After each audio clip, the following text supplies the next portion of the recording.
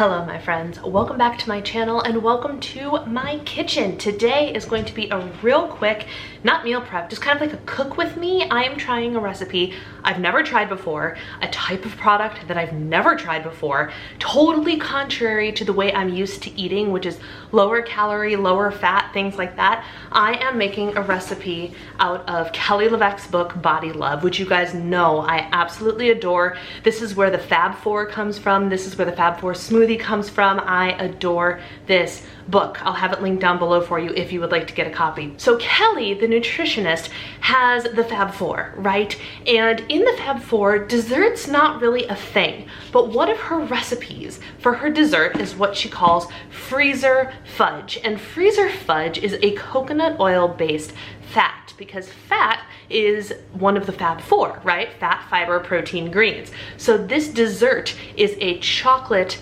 fat-based dessert that's supposed to be like, I guess it's kind of like a little keto fat bomb if you think about it, but that's what it is. It is coconut oil based. I've never made something like this before. As I've been rereading her book, because that's what I'm doing right now, I'm rereading Body Love and I'm gonna reread Body Love every day, the sequel next. And I'm getting really into reintroducing the Fab Four way of living into my life alongside counting calories, which is actually contrary to what Kelly says to do. Kelly's approach does not have you counting calories. I'm not comfortable with giving that up. You guys, I'm a tracker. But however, I love the concept of the Fab Four. I love the way the Fab Four makes me feel. I love how satiated I feel with the Fab Four. I actually had a Fab Four smoothie this morning at 9:30 for breakfast, and I was not hungry until 2:20 this afternoon. Not exaggerating. It is currently 5 o'clock and dinner is not even on my radar. Like, the Fab Four is no joke. So I have been counting calories alongside of doing the Fab Four just for the last 2 days, and it is something I want to continue to do moving forward. But in order to fully embrace that, I was like, you know what? Let me just try. Let me just try the freezer fudge and the fat bomb, whatever you want to call it. Let me just try it and see if it actually feels like a legitimate dessert substitute. So that is what we're going to be making together today. I will have the ingredients listed for you down below. It's super, super easy. There's not a whole lot in it. I will show you everything as I go along, and it is the recipe, again, out of this book. I cannot take credit for this recipe. I'm simply doing what Kelly tells me. So come with me, we're gonna make freezer fudge. The first step is you get a cup of coconut oil. This is what I'm using. This is the Good & Gather brand organic coconut oil you can get at Target. 1 cup, and then this is obviously solid and we can't mix anything into it until it is liquid. So next step is to microwave it until it melts. All right, look at that. Now it just looks like I'm messing with water, doesn't it? Pretty cool, that coconut oil. Next is you're supposed to use organic, you know, the high-end stuff. This is not what I have. I have regular old unsweetened baker's cocoa, but I'm going to use this because that's what I have on hand and that is more cost effective. So we need a 1/4 cup of this, and then you're supposed to whisk it in. I don't know how literally that is, but I'm gonna use a whisk and I'm gonna whisk it in.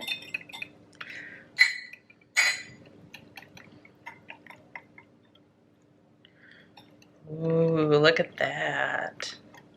Next, you do 8 to 10 drops of liquid stevia. This I found on Amazon. It is Now Brand's Organic Better Stevia. Because I like my chocolate sweet, I will do 10 drops.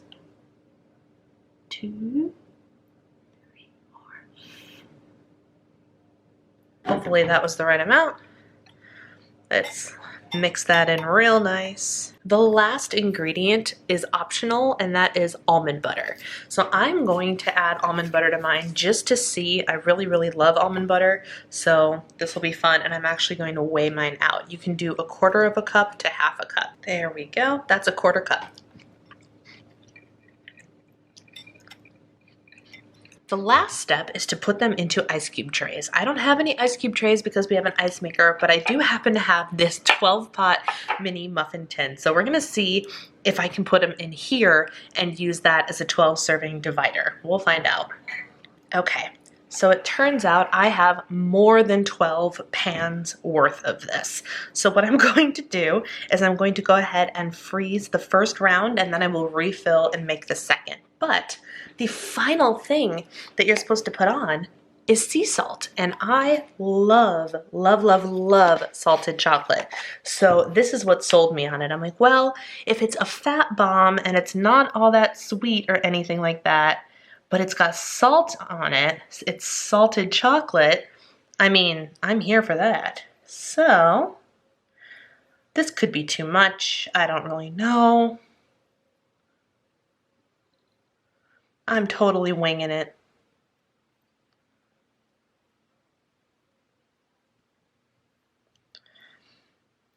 It's also dissolving, so this is really fine sea salt.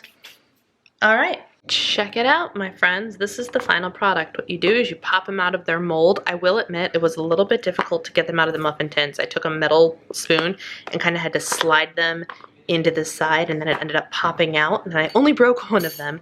I ended up getting 18 pieces out of the entire thing for my size muffin pan, and I can't remember exactly what it is, like 135 calories a piece. Not bad for something that's literally pure fat. Remember, this, it looks like a peanut butter cup. It's entirely coconut oil and a little bit cocoa, a little bit almond butter, a little bit of stevia. That's all it is. So now I'm going to try one and tell you what I think.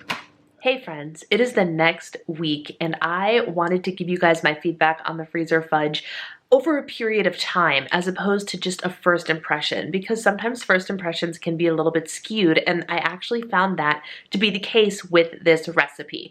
So I actually am really, really enjoying this whole freezer fudge thing. My first bite, my first try of it after I'd finished filming the video and the fudge was completed, I was like, oh, I think I get it, but I'm not entirely sure. And the more I've eaten it, the more I find I am enjoying it.